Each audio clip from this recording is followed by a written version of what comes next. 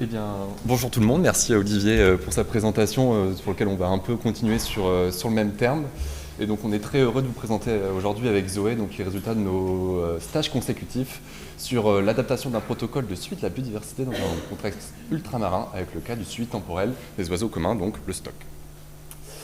Donc, je ne vous l'apprends pas, on est dans un contexte de déclin de la biodiversité qui est généralisé. Cette biodiversité, on peut la quantifier par le nombre d'espèces. Et il faut savoir que la France, sur son territoire, est le 6e pays avec le plus grand nombre d'espèces et que donc la France a une responsabilité envers cette biodiversité. 80% de ces espèces sont situées sur les territoires des Outre-mer, alors que ces territoires ne représentent entre guillemets que 20% de la superficie du territoire français. Cependant, il n'y a seulement que 5% du budget de la surveillance de la biodiversité qui est alloué à ces territoires. Et donc il y a un vrai besoin de développer les programmes de surveillance, donc ceux qui existent, et aussi d'en trouver des nouveaux.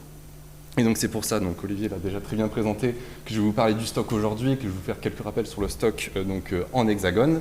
Donc c'est un programme participatif et standardisé, donc qui est réalisé 3 fois par an, avec donc dans des carrés donc, de 2 km sur 2 km, avec 10 points d'écoute. Et dans ces points d'écoute, pendant 5 minutes, les observateurs vont noter tous les oiseaux qu'ils vont observer, soit de manière visuelle ou qu'ils ont entendu. Et donc les carrés sont tirés de manière aléatoire au niveau du tout le territoire hexagonal. Et ça permet de mettre en avant des tendances de population d'oiseaux, donc comme ici le pigeon ramier. Et aussi de mettre en place, comme l'a rappelé Olivier, des indicateurs donc, par groupe de spécialités. Donc là on voit généraliste et on voit aussi par exemple le déclin des oiseaux en milieu agricole. Mais dans les Outre-mer, il y a un contexte qui est spécifique. Donc on a des moyens humains et financiers qui sont plus limités qu'en hexagone. Il n'y avait, avant nos stages, pas de méthodologie, en tout cas qui était commune à l'ensemble des Outre-mer. Et il y avait aussi du coup moins de retours et d'informations aux observateurs, alors que ce genre de retour, c'est l'un des objectifs des sciences participatives, mais ça en est aussi le moteur. Et donc c'est pour ça qu'on, avec Zoé, on a fait beaucoup d'entretiens à chacun de nos débuts de stage pour déterminer les besoins et les problématiques qu'il pouvait y avoir dans les Outre-mer, à laquelle on pouvait essayer de répondre avec donc, une méthodologie statistique. Donc on en a identifié plusieurs, et aujourd'hui on va se focaliser que sur 3, donc notamment sur la valorisation et la visualisation des données existantes, l'effet de protection des aires protégées et les dynamiques des espèces introduites.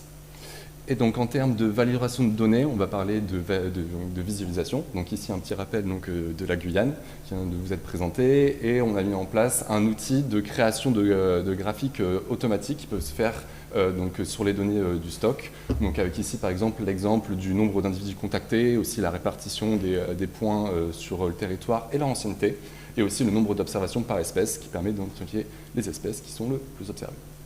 Et donc maintenant, on va vous parler plus du stock à l'île de la Réunion.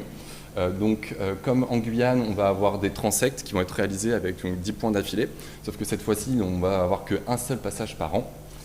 Et ils ne vont pas être tirés de manière aléatoire, ils vont être choisis. Et donc le plan d'échantillonnage correspond en fait à la répartition de la carte d'occupation des sols de la Réunion pour que ça soit bien représentatif.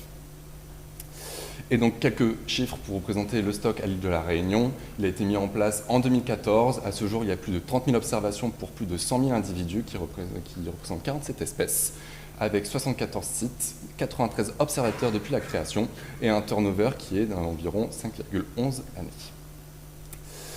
Et donc maintenant, je vais vous présenter comment en fait, on obtient donc, ces tendances temporelles. D'abord, je vais définir le concept. Donc, il y a une tendance temporelle d'abondance, ça va être la relation entre le temps, et donc ici le nombre d'années, et l'abondance d'une espèce. Et donc pour l'obtenir, on va utiliser un modèle statistique qui est un GLM, mais je ne vais pas plus vous en parler. Et donc on va retrouver donc notre relation entre l'abondance et l'année. Et on va aussi prendre d'autres facteurs en compte pour éliminer les biais, donc notamment le jour à laquelle l'observation a été faite sur l'année, mais aussi sa localisation et le numéro du site donc, qui a été fait et où les mesures ont été répétées au niveau des années.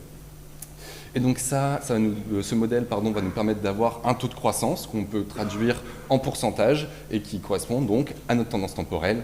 Ici, notamment pour le Tarier de la Réunion, on voit qu'on a un léger déclin.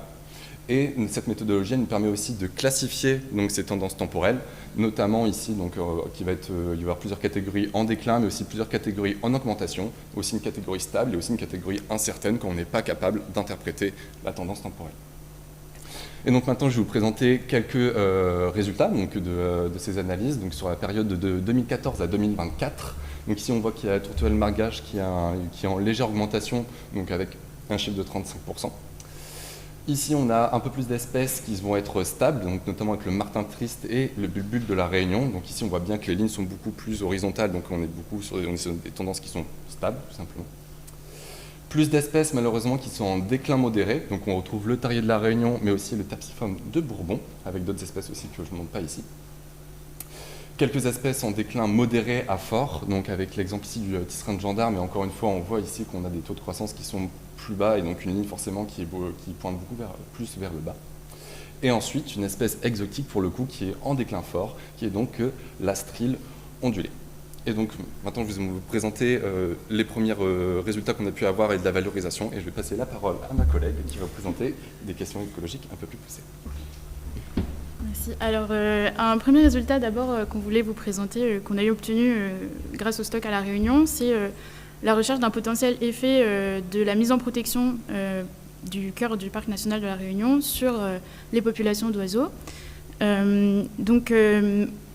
Pour ça, en fait, on a séparé en deux les relevés stock, tout simplement, entre les itinéraires qui étaient réalisés au sein du cœur du parc national, qui représentent 42% de la surface de l'île, et donc les points qui étaient situés en dehors. Et sur ces deux souches de données, on a calculé séparément, à l'aide de la méthodologie que vous a présentée Mathis, les tendances pour toutes les espèces. Et donc, de ces comparaisons, on a deux espèces qui ressortent avec des différences plutôt marquées. D'abord le bulbule de la Réunion et la deuxième, si vous étiez présent pour la présentation de Steve ce matin, vous la connaissez déjà, c'est le busard de Maillard. Donc pour le bulbule de la Réunion, c'est une espèce du coup endémique de la Réunion. Elle, au sein du cœur de parc, elle a une tendance plutôt au déclin et par contre en augmentation hors du cœur de parc, en sachant qu'à l'échelle globale de la Réunion, c'est une espèce qui a une tendance plutôt stable. Alors, pour expliquer ce phénomène de déclin au sein d'une aire protégée, on peut évoquer la présence d'une autre espèce de bulbule qui est celle-ci introduite, qui est le bulbule orphée, qui est une espèce qui est stable dans le cœur de parc et qui est connue pour être très compétitive. Et donc, on évoque notamment la compétition avec le bulbule de la Réunion. Pour le papang, donc lui, la situation est un peu inversée. En fait, c'est une espèce qui a tendance à être de plus en plus contactée au sein du cœur de parc, tandis qu'on constate un déclin fort en dehors. Sachant qu'à l'échelle de la Réunion, donc, avec le stock, on ne peut pas dégager de tendance certaine, mais bon, a priori, il a plutôt tendance au déclin à l'échelle de la Réunion. Ce constat il peut paraître un peu surprenant parce que en fait, la zone du parc national ne correspond pas tout à fait aux préférences de l'espèce, notamment en termes d'altitude. Mais donc ça peut sembler quand même encourageant pour la mise en protection du coup, par le parc national, puisque ça suggère que peut-être l'espèce pourrait trouver des habitats favorables sur les altitudes intermédiaires du parc, ou alors aussi qui seraient moins exposés à différentes pressions anthropiques, dont notamment les collisions routières ou collisions éoliennes. Un deuxième résultat qu'on voulait vous présenter, c'était la tendance globale des espèces introduites à La Réunion. Donc, si on regroupe en fait les variations annuelles de toutes les espèces introduites de La Réunion, on voit que en fait, le groupe des espèces exotiques a plutôt une tendance au déclin, avec donc une baisse d'environ un tiers des effectifs sur la période 2014-2024. Il faut savoir que les espèces qui sont introduites à La Réunion, en fait, c'est des espèces qui ne vont pas trop occuper les habitats forestiers, à l'exception du bulbule orphée, justement. C'est des espèces qui vont plutôt dépendre d'habitats urbains, anthropiques, mais peu denses.